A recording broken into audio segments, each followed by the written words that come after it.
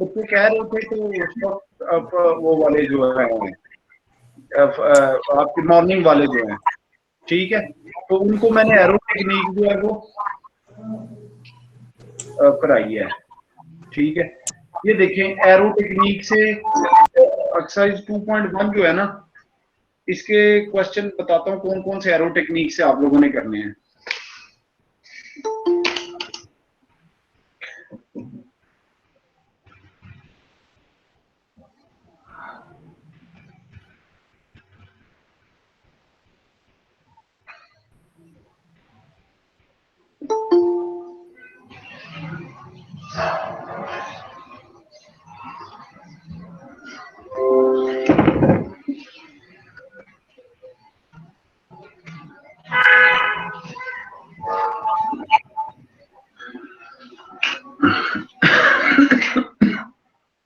Exercise 2.1 के question number 8 से 9 से लेकर 14 तक जो है ये एरो टेक्निक से करने हैं, 9 से लेकर 14 तक।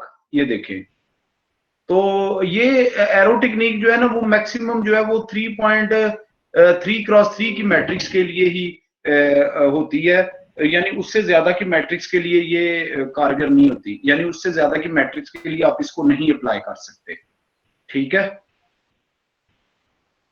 पता चल गया? मेरी आवाज आ रही है आपको? यस सर आ रही है। अब देखिए ये क्वेश्चन जो है ना, ये क्वेश्चन मैं इसको रिपीट कर देता हूं कि ये एरो टेक्निक से आपने इस डिटर्मिनेंट को कैसे इवेल्युएट करना है। तो ये देखें इधर आपने ये चले ये मिटा लेते हैं ना, अब ये जो पुराना लिखा हुआ है, तो मैं आपको बताता हूं कि आप लोगों ने इसको एरो टेक्निक से कैसे करना है, ठीक है। अच्छा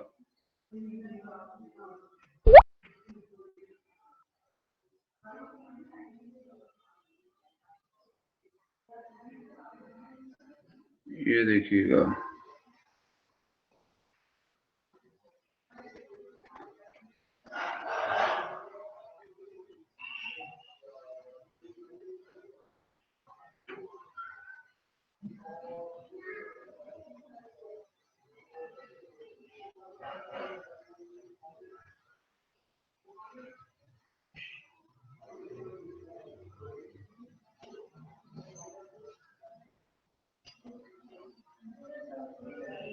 ये देखें यही क्वेश्चन मैं आपको दोबारा करके दिखाता हूं कि इसको एरो टेक्निक से कैसे करना है।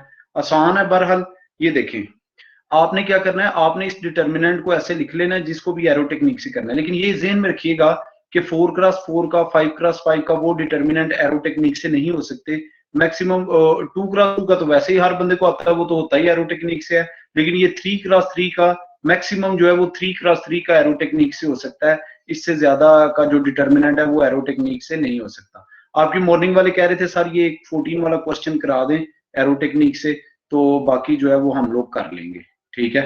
तो मैंने फिर उनको आज एक क्वेश्चन भी दिया था कि वो उसी वक्त मुझे ऑन द स्पॉट करके दिखाएं ताकि पता चले उनको आ गया कि नहीं। तो लेकिन चले मैं आज आप सबको भी दूंगा थोड़ा सा क्वेश्चन, लेकिन अभी आप पहले ये समझ लें। ये देखें एरो टेक्निक से जब आपने करना है तो आपने पहले होल डिटर्मिनेंट लिख देना है, फिर जो पहले दो कॉलम है उनको आपने रिपीट कर लेना है। पहले दो कॉलम जो है उनको डिटर्मिनेंट से बाहर जो है वो रिपीट कर लेना है। ये पहला कॉलम आ गया और ये दूसरा कॉलम आ गया, ठीक है। फर्स्ट टू कॉलम्स जो हैं उनको आपने इसको रिपीट कर लेना है आपने, ठीक है। अब देखें अब आपने यहां से एरो लगाना शुरू करने हैं, इस ये देखें यहां से एरो लगाना शुरू करने हैं, पता चला इस साइड के। ये देखें ये मैंने ऊपर लिखा हुआ है, अगर आप इसको देखेंगे फर्स्ट टाइम आपने इस तरह से एरो लगाना शुरू करने हैं और सेकंड टाइम आप इस तरह से एरो लगाना शुरू करने हैं, ठीक है। फर्स्ट टाइम आपने इस तरफ के एरो लगाना शुरू करने हैं, लेकिन ये वाला एरो हमने नहीं लेना। ये मैंने एक एरो लगाया लेकिन इस एरो को हमने नहीं लेना, मैं इसको मिटा रहा हूं। हमने 4 से पहले कॉलम से स्टार्ट किया, तो पहले कॉलम से हमने क्या किया 4 पे स्टार्ट किया, ये देखिएगा। लेकिन ये मैंने मिटा दिया, मैंने मिटा इसलिए दिया है कि ये वाला हमने नहीं लेना। मैं आपको बताता हूँ कि कौन सा एरो जो है वो हमने लेना है। एक तो 5 मिनट बाद आपका कोई ना कोई बच्चा जो है वो रिक्वेस्ट भेज देता है उसमें ज्वाइन होने की, तो मुझे यहाँ से फिर जो है वो वापस आना पड़ता है। तो ये देखें अब यहाँ कहाँ हम लोग आ गए। आप लोग काइंडली टाइम पे ज्वाइन कर लिया करें क्योंकि ये फिर मसला हो जाता है ये फिर बार बार जो है वो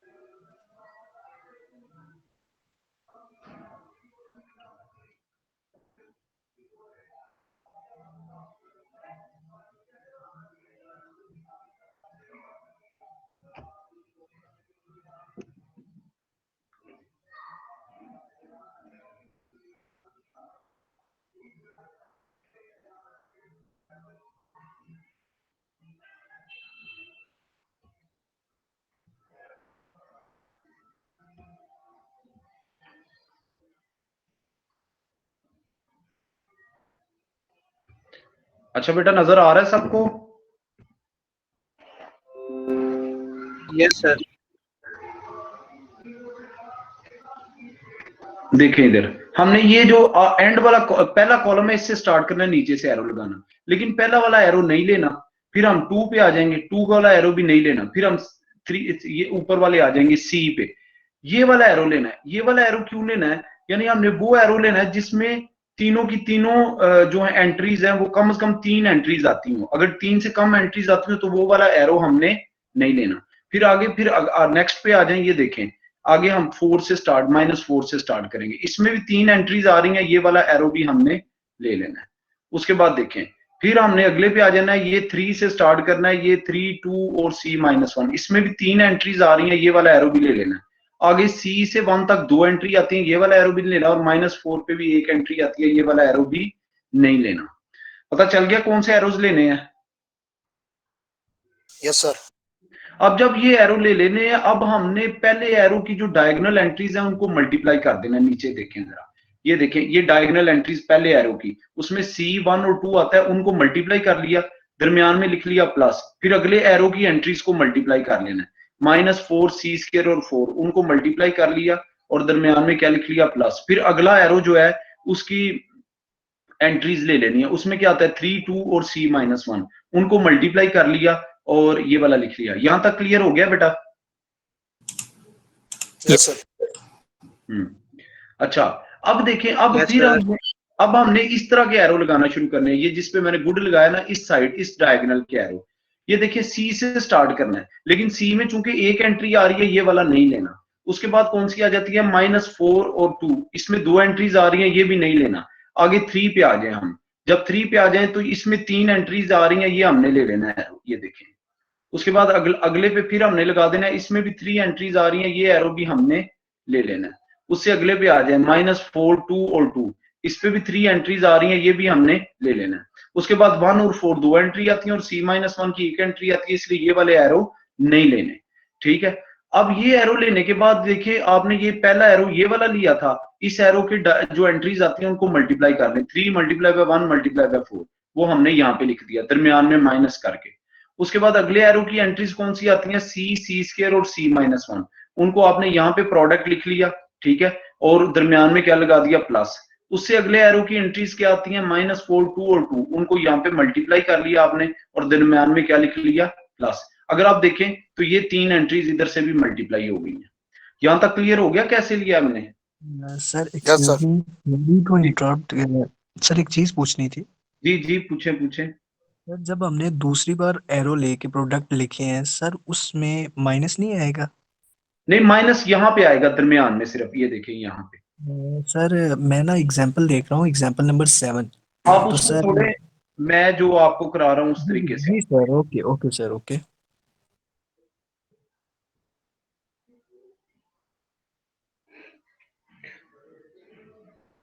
जब हम ब्रैकेट खत्म करेंगे तो फिर माइनस आ जाएगा ना सारा। वो तो मल्टीप्लाई होगा ना मेरे भाई? हाँ जी हाँ जी।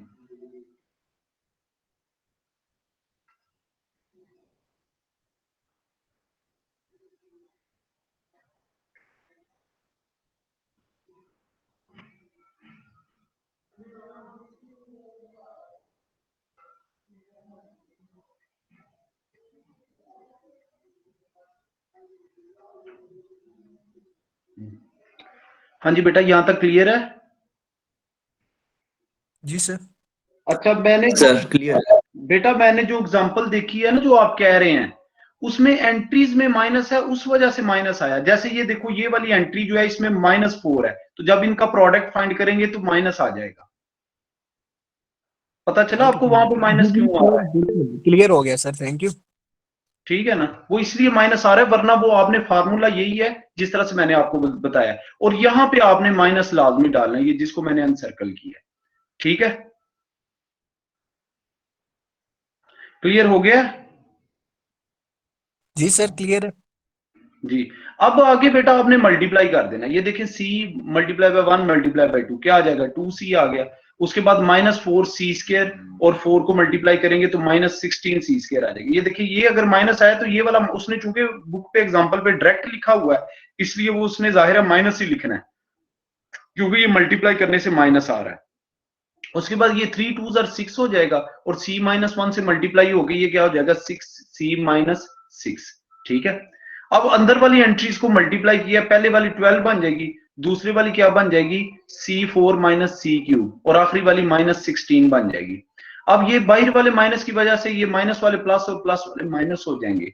ठीक है, तो आपके पास अल्टीमेटली ये आंसर आ जाएगा। ये सिंप्लीफिकेशन है, ये आई थिंक सो कि आपको आती होगी। जी, क्लियर हुआ यहां तक भाई? एग्जैक्टली सर, हो गया। अच्छा, अब ऐसा है कि आपने अभी अब क्या करना है। अब आप लोग मुझे क्वेश्चन नंबर 11 जो है वो एरो टेक्निक से करेंगे, और फिर आप उसको जिस तरह से ट्रेडिशनली डिटर्मिनेंट को फर्स्ट रो या फर्स्ट कॉलम से एक्सपैंड करते हैं, उस तरह से भी आप इसको एक्सपैंड करेंगे। ठीक है, ट्रेडिशनली भी आप लोग इसको एक्सपैंड करेंगे, और ये एरो टेक्निक से भी। आप देखिएगा, दोनों तरीकों से आपका आंसर सेम आना चाहिए। लेकिन इस दौरान मैं नहीं आपको बताऊंगा, आपको मैं इसके लिए दे रहा हूं पूरे 10 मिनट। ठीक है, आपने दोनों तरीकों से इस क्वेश्चन को करना है। क्वेश्चन नंबर अभी करना है। अगर किसी को कोई इशू आता है, क्वेश्चन नंबर 11 जो है, क्वेश्चन नंबर 11, अगर किसी को कोई इशू आता है तो फिर हम लोग 10 मिनट के बाद पूरे जो है मैं आपसे पूछूंगा, तो हम लोग उसको डिस्कस कर लेते हैं। ठीक है, आप लोग अभी ये करें, क्वेश्चन एरो टेक्निक से भी करें और दूसरे तरीके से भी करें। क्वेश्चन नंबर 11, ठीक है? मैंने पूछना है अभी, आप पूरे एग्जैक्टली 10 मिनट्स बाद मैंने आप लोगों से पूछना है इसका। ठीक है,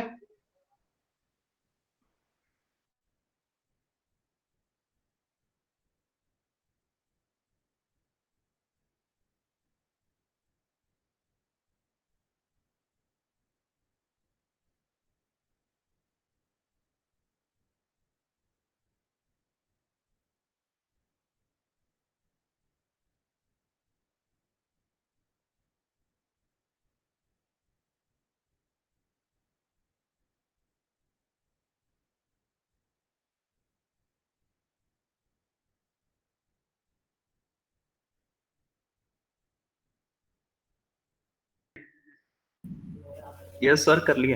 दोनों तरीकों से सेम आंसर आया ना? जी सर। जी सर, सेम आया। जी, मेथड आ गया फिर आपको। अच्छा, अब इसका मतलब एक्सरसाइज 2.2 में तो 2.1 में तो आपको कोई इशू नहीं है। ठीक है,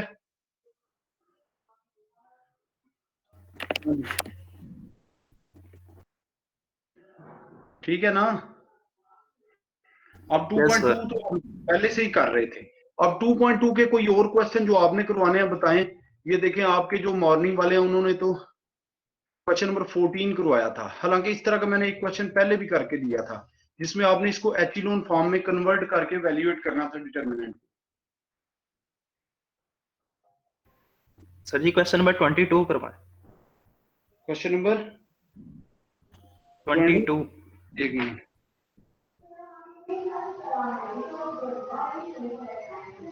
ट्वेंटी टू 14 फिर क्यों नहीं रही है? 22 उसमें से पता है क्या करना है आपने? उसमें से आपने वो जो एंड वाली रो है ना, वो तो एक लाइन का क्वेश्चन है, कर दूं यहीं पे साइड पे? यस सर, कर लें। ये देखें इधर, ये देखिएगा क्वेश्चन नंबर 22। ये है, आपने वैल्यूएट करना है इसको। ए बी सी दिया हुआ है, और क्या है? डी ई और एफ है, और नीचे क्या दिया हुआ है? 2A 2B 2C। 2A 2B 2C।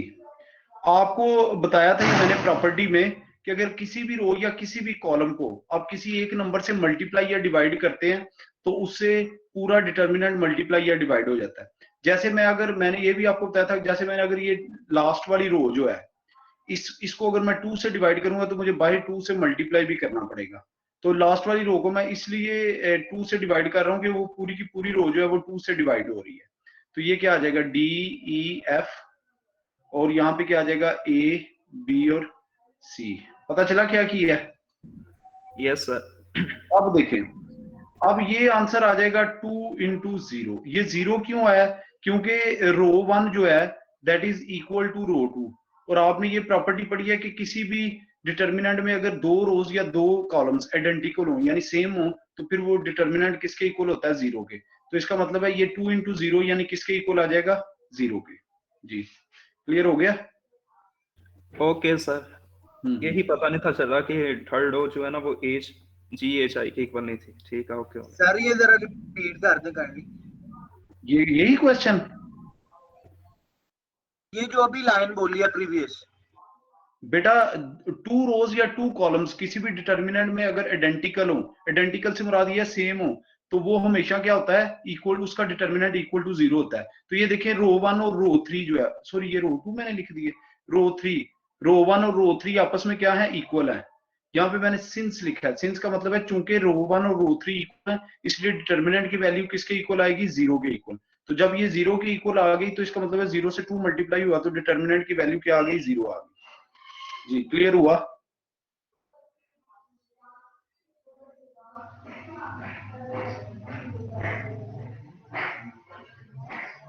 जी भाई, कोई इशू तो नहीं किसी को?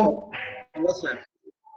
अच्छा, अब आप लोग ऐसा करें, ये मैंने क्वेश्चन नंबर 9 उस दिन कराया था, क्वेश्चन नंबर 9 से लेकर 14 तक सेम है। उसमें भी हमने इसको एचिलोन फॉर्म में कन्वर्ट करके वैल्यूएट करना था। तो मैंने ये उसमें हमने 3x3 का मैट्रिक्स लिया था, इसमें हमने 4x4 का मैट्रिक्स लिया है। तो उसके डिटर्मिनेंट को मैंने वही रो ऑपरेशन करके तो उसको मैंने एचिलोन फॉर्म में कन्वर्ट करके तो वैल्यूएट किया। तो ये देखिए आंसर क्या आया? 39।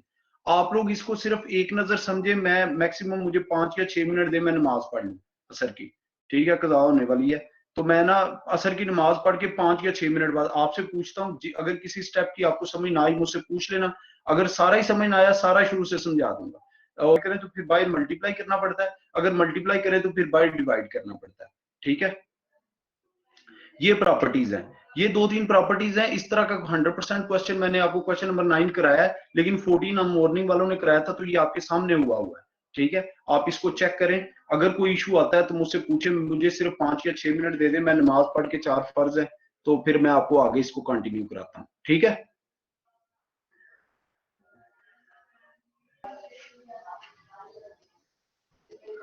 हाँ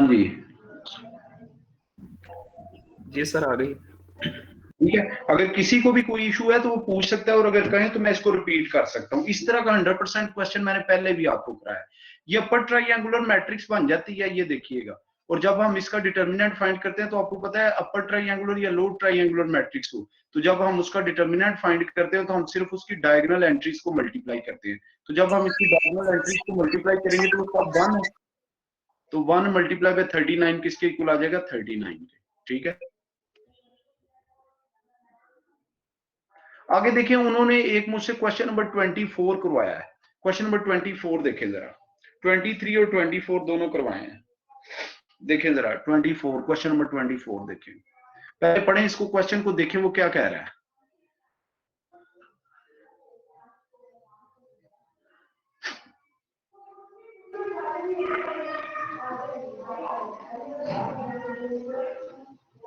पढ़ा है सबने? जी, क्वेश्चन नंबर 24 पढ़ा है आप लोगों ने? जी सर।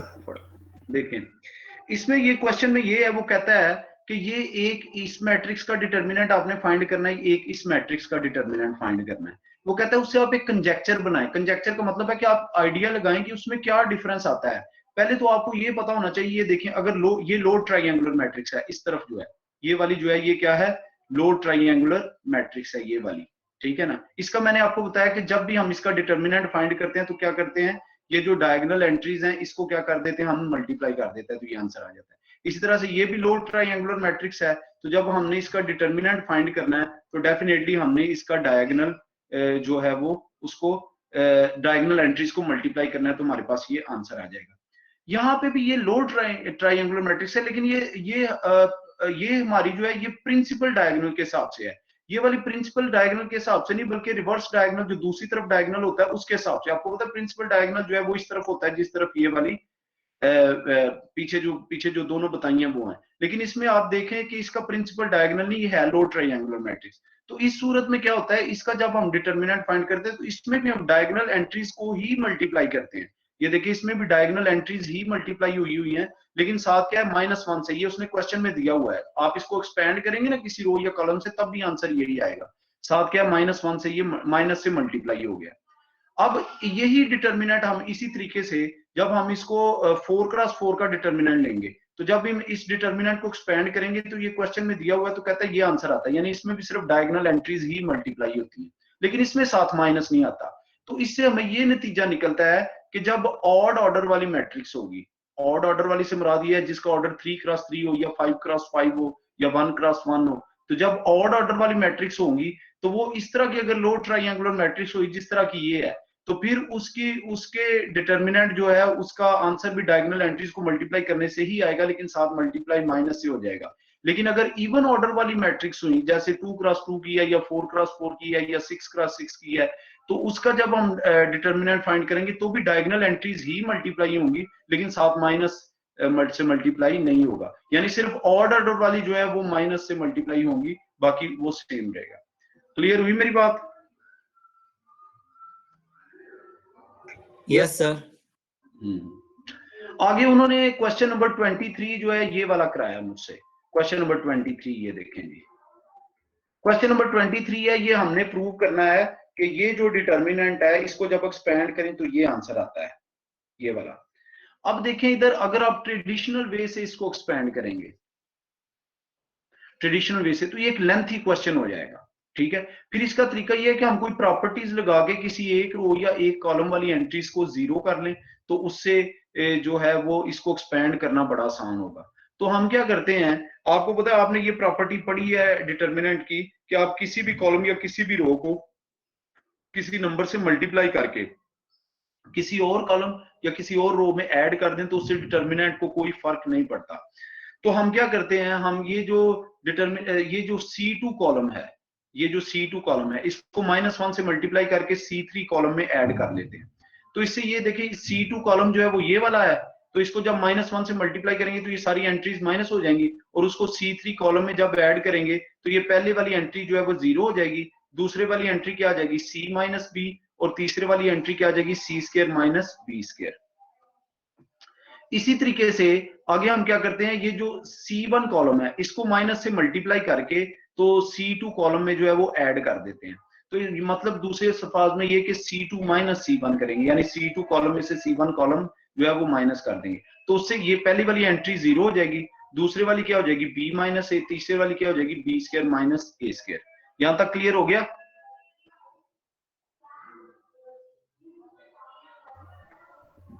यस सर, हो गया क्लियर। आगे हमने क्या करना है, आगे इस डिटर्मिनेंट को हमने एक्सपेंड कर देना है पहली रो से, फर्स्ट रो से। आप किसी भी रो या किसी भी कॉलम से डिटर्मिनेंट को एक्सपेंड कर सकते हैं। तो आगे हमने इसको क्या करना है, इसको फर्स्ट रो से एक्सपेंड कर देना है।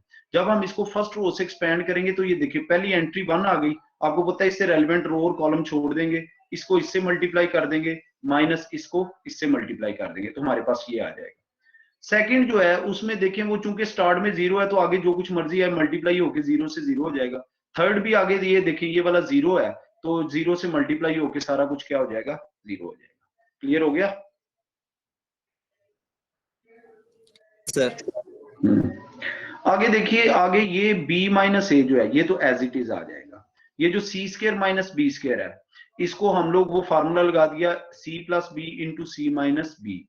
इसी तरीके से ये c माइनस बी इधर वाला ये एज इट इज आ जाएगा, और ये जो ए स्क्वायर बी स्क्वायर माइनस ए स्क्वायर है, इस पे फार्मूला लग गया b प्लस ए इंटू बी माइनस ए। ठीक है, अब अगर आप ये देखिए हमारे पास ना दो टर्म्स हैं, एक टर्म ये है हमारे पास और दूसरी टर्म जो है वो ये है। इन दोनों टर्म्स में से देखें, अगर आप लोग देखें तो इसमें से c माइनस बी और b माइनस ए जो है वो कॉमन आ रहा है, यानी हमने b माइनस ए और c माइनस बी दोनों इसमें से कॉमन ले लिए।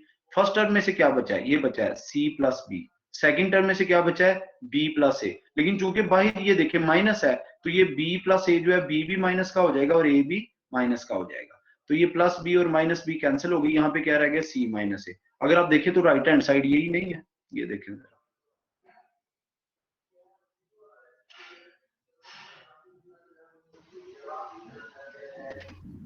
जी। क्लियर हो गया बेटा?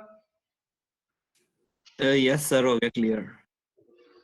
आगे देखें, उसके बाद उन्होंने जो मुझसे क्वेश्चन करवाया वो देख लें आप, वो है 25 क्वेश्चन।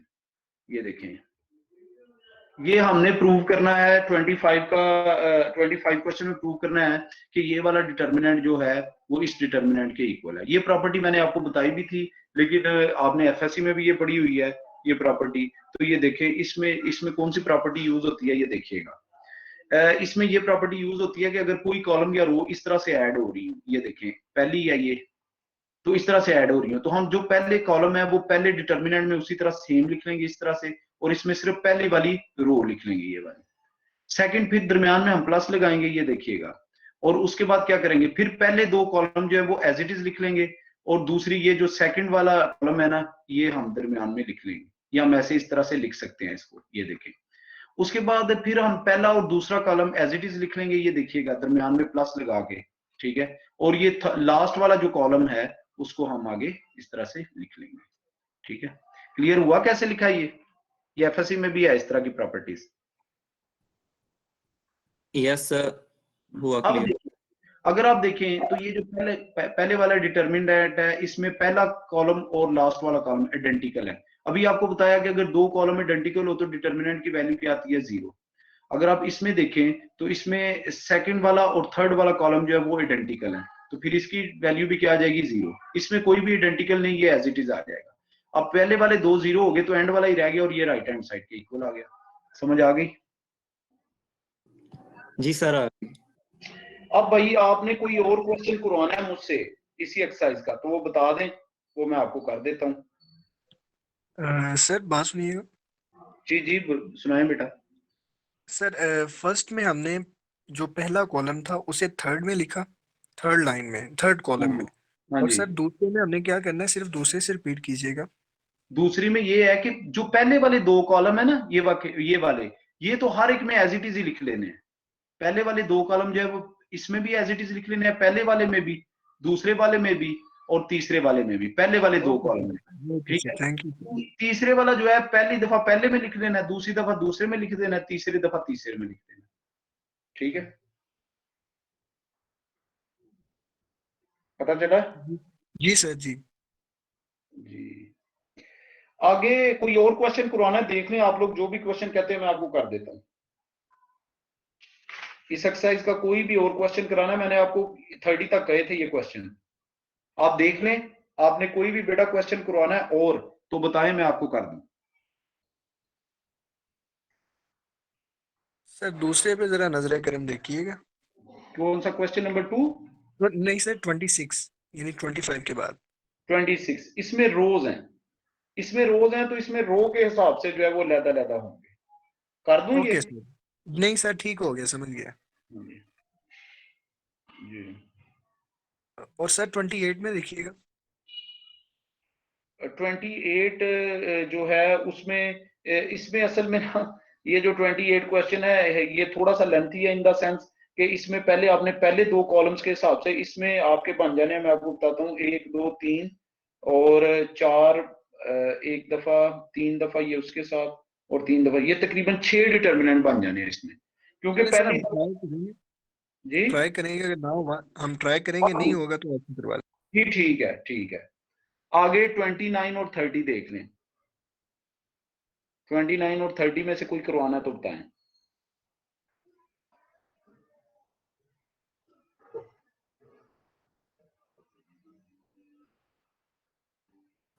सर 29 वाला जरा 29 वाले में देखें, अगर क्वेश्चन के ऊपर अगर आप पढ़ेंगे तो आपको पता चलेगा, वो कह रहा है कि ये शो करो कि ये डिटर्मिनेंट जो है वो 0 के इक्वल है, लेकिन वो कह रहा है कि ये आपने विदाउट वैल्यूएशन, यानी आपने प्रॉपर्टीज लगा के करना है।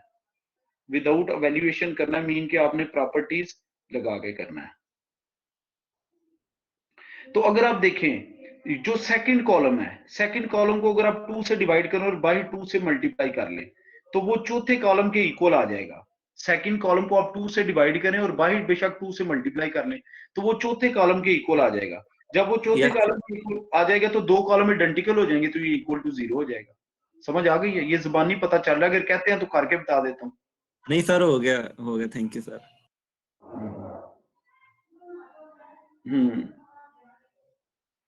और कोई?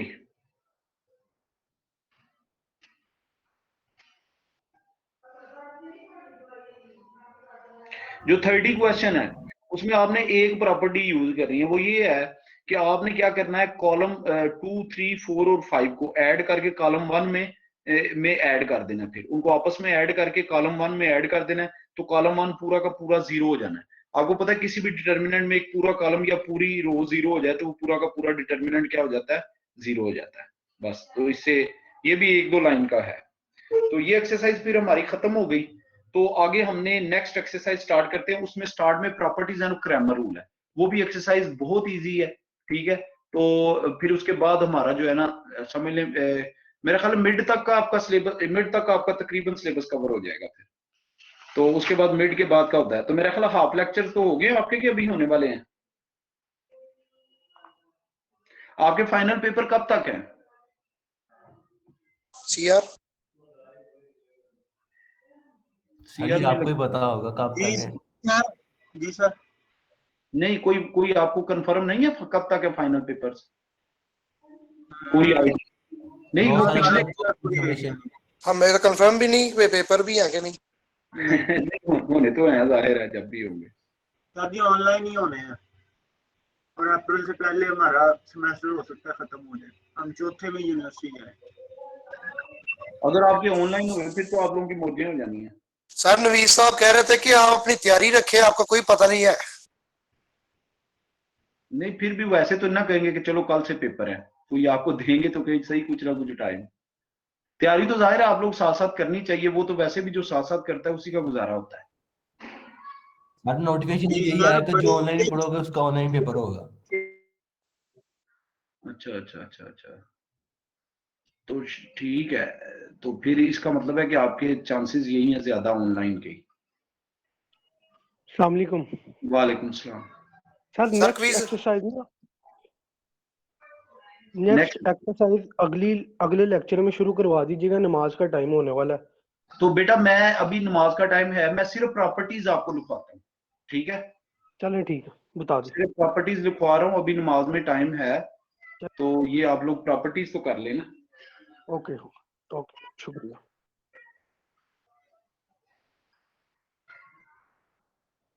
पहली प्रॉपर्टी ये है कि अगर आप दो मैट्रिक्स, जाहिर आपने किसी मैट्रिक्स का डिटर्मिनेंट लेना होता है, अगर दो मैट्रिसेस को ऐड करके उनका डिटर्मिनेंट लें तो उनका लहदा डिटर्मिनेंट लेके प्लस करें तो जरूरी नहीं आंसर सेम आए, यानी आंसर ये जरूरी नहीं कि आपस में इक्वल आए।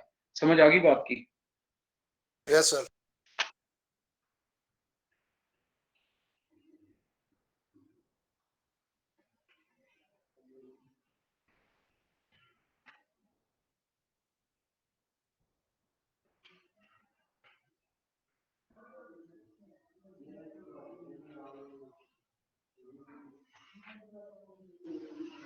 अच्छा, उसके बाद है ये सेकंड प्रॉपर्टी, ये है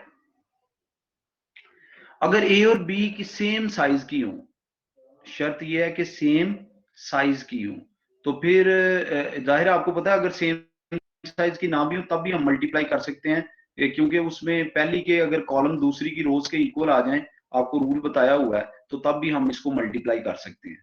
लेकिन अगर अगर ये प्रॉपर्टी उस वक्त होल्ड करेगी जब ये दोनों सेम साइज की होंगी, यानी दोनों या 2x2 की होंगी या 3x3 की होंगी या 4x4 की होंगी, ठीक है ना।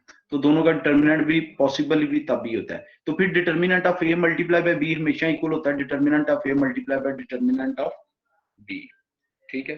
प्लस की सूरत में ये प्रॉपर्टी होल्ड नहीं करती, लेकिन मल्टीप्लाई की सूरत में ये प्रॉपर्टी होल्ड कर जाती है, ठीक है। या आप आगे क्वेश्चन भी आ जाएंगे जिसमें आप वेरीफाई कर सकोगे इसको। थर्ड प्रॉपर्टी है,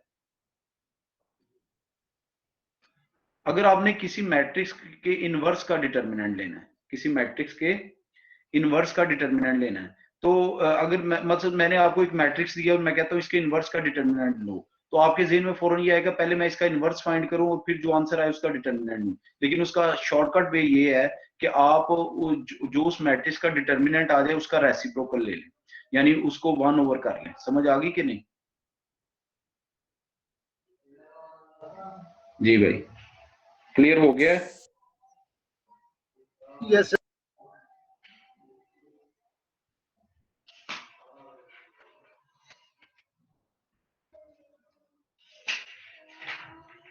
नेक्स्ट आपकी एक्सरसाइज से पहले एक थ्योरम आता है, थ्योरम 2.3.8, ठीक है। ये बेसिकली प्रॉपर्टी जो आपको मैंने कराई है ये हैं थ्योरम्स ही, ठीक है। Yes sir. लेकिन उसके बाद क्रैमर रूल्स आता है। क्रैमर रूल के जब मैं आपको क्वेश्चन करूंगा ये इंशाल्लाह ताला नेक्स्ट लेक्चर में ये वाली एक्सरसाइज जो है ये खत्म हो जाएगी, क्योंकि आसान है बहुत। तो क्रैमर के बाद सेशन होगा, नमाज के बाद तकरीबन 1.25 घंटा तो हो जाना है आपकी क्लास स्टार्ट हुए हुए, तो फिर 15 मिनट का सेशन करके क्या करना है। ओके। आप वेडनेसडे कोई क्योंकि अभी 5:45 हो गए हैं, तो अजान होते होते तुम्हारे 5 मिनट और ऊपर हो जाने हैं, तो 6, हाँ तो वो तो फिर 10 मिनट ही रह जाने हैं 1.5 घंटा रह होने में, तो वो तो क्या फिर सेशन लेना, ठीक है सर। तो फिर आप ये वाला देख लें। अच्छा फिर आप ऐसा करें, अभी फिर इसको जो आपको कराया है उसको देखें, जो इशू आता है किसी में वो मुझसे पूछ लें, ठीक है। ये थ्योरम नंबर जो है ना 2.3.8, यस सर। इसको पढ़ें जरा, इसको पढ़ें भाई किसी के पास है बुक तो पढ़ना जरा। नहीं आप खुद से, आप लोगों के पास बुक्स नहीं है? सर है सही बुक्स, लेकिन वो सिस्टम के अंदर नहीं आप लोग को मैंने कहा था कि आप लोग इसकी वो ले लें भाई, वो जो है हार्ड फॉर्म में, हार्ड काम फॉर्म में ले लें, ये आपके काम आएगी। सर 1 मिनट सर वो ली थी, वो एक दोस्त ले गया। चलें कोई नहीं, आप लोग फिर इसको देखें, फिर जरा देख लें। थ्योरम अजान स्टार्ट होने लगी है तो फिर यहाँ पे आवाज आना, क्योंकि मेरा घर मस्जिद के बिल्कुल सामने आवाज आना बंद हो जाती है। तो मोहम्मद अली ने बुक ली थी सेकंड हैंड, तो उसके पेज नहीं है इस वजह से वो हमें कह रहा है कि पढ़ लो। अच्छा ठीक है, ठीक है। चलें आप लोग पढ़ें सारे उस थ्योरम को, खुद से देखें, जो चीज नहीं समझ आती मुझसे पूछें। सर ओके सर, बहुत शुक्रिया आपका। जी भाई। थ्योरम जरा नंबर बता दें सर। ओके हम नमाज पढ़ने जा रहे हैं, फिर मुलाकात होगी। अल्लाह हाफिज़ सर। 2.3.8